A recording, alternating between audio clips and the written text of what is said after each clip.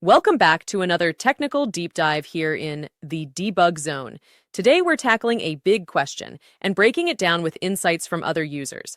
Hopefully this clears up some misconceptions and helps you get the answer you need. So buckle up, stay a little curious, and let's jump right in.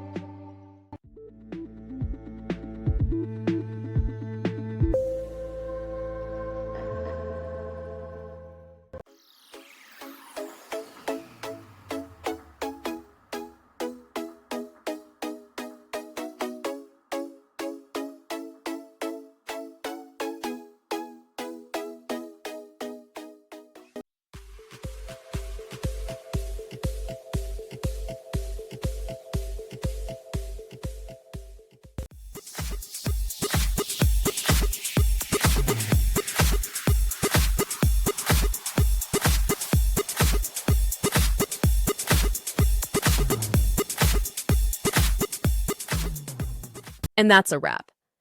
I hope you found the answer you were looking for. If you did, take a second to hit that subscribe button. It really helps out. And let me know in the comments which solution worked best for you. See you next time in the debug zone.